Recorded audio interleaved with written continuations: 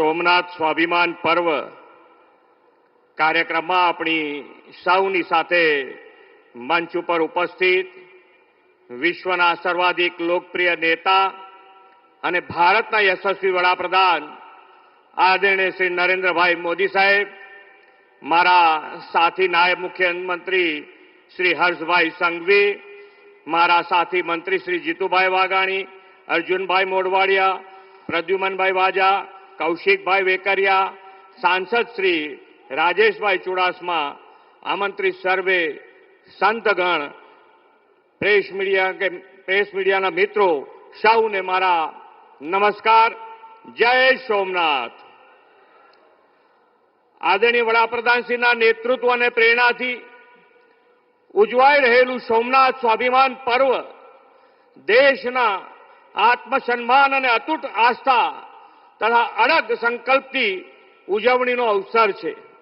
12 જ્યોતિર્લિંગનું પ્રથમ જ્યોતિર્લિંગ આ ભગવાન સોમનાથનું મંદિર એ માત્ર મંદિર નહીં, ભારતના આત્માનું પ્રતીક છે. ઇતિહાસ સાક્ષી છે કે આ સોમનાથ મંદિર પર છેલ્લા 1000 વર્ષમાં અનેક વાર બર્બર આક્રમણો થયા હતા.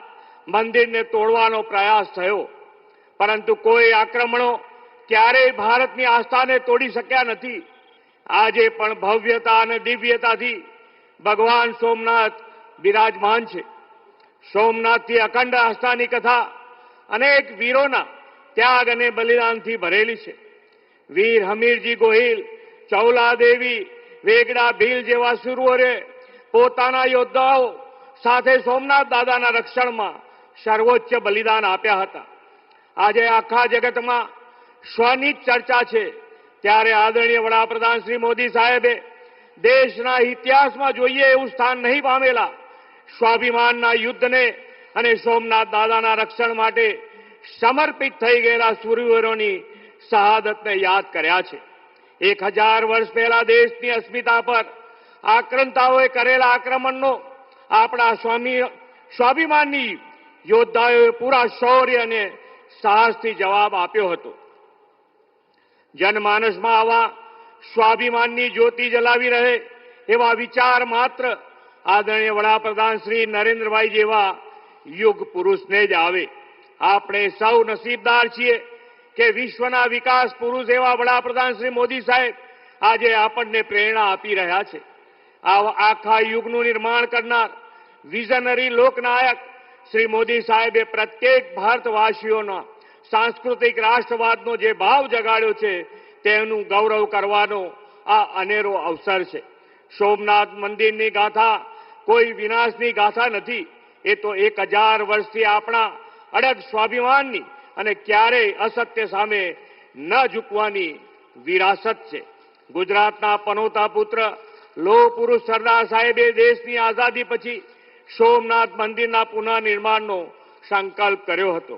આ સંકલ્પને પૂર્ણ કરતું આજનું ભવ્ય મંદિર પથ્થર કે ઈંટોનું ચણતર નહીં, ભારતના આત્મવિશ્વાસ, આધ્યાત્મિકતા અને સરદાર સાહેબની દૃઢ સંકલ્પ શક્તિની વિરાસત છે. વડાપ્રધાન શ્રી મોદી સાહેબે આપણા શ્રદ્ધાના કેન્દ્રોની આવી વિરાસતને જાળવીને આધુનિક કાયાકલ્પ કરવાની સંસ્કૃતિ વિકસાવી છે.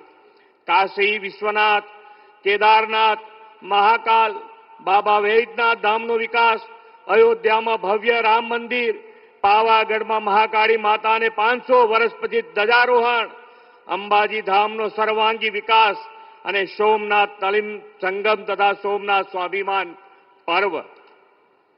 વડાપ્રધાનશ્રીએ યાત્રાધામોના આવા હોલિસ્ટિક ડેવલપમેન્ટની જે પરંપરા ઊભી કરી છે તે વિકસિત ભારત 2047નો આધ્યાત્મિક સ્તંભ છે.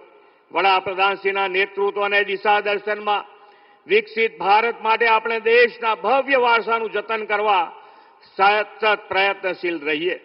વ્યક્તિગત જીવનમાં શ્રદ્ધા અને ભક્તિ વધારીને સામાજિક સદભાવના અને સમરસતા માટે કાર્યરત રહીએ. વિકસિત ભારત, આત્મનિર્ભર ભારતનું નિર્માણ આપણો મૂળ જીવન મંત્ર બનાવીએ. આપણે સૌ સોમનાથ દાદાના ચરણોમાં પ્રાર્થના કરીએ કે લોક લાડીલા વડાપ્રધાન શ્રી મોદી સાહેબને દીર્ઘાયુ અને અખંડ શક્તિ આપે. ભગવાન સોમનાથના કૃપા આશીષથી તેમના નેતૃત્વમાં ભારત વિશ્વગુરુ સ્થાને બિરાજે. આ સોમનાથ સ્વાભિમાન પર્વ એ દિશામાં પ્રેરણા આપનારો ઉત્સવ બને એ જ પ્રાર્થના સાથે વિરમું છું. ભારત માતા કી જય. વંદે માતરમ. જય જય ગરવી ગુજરાત. જય સોમનાથ.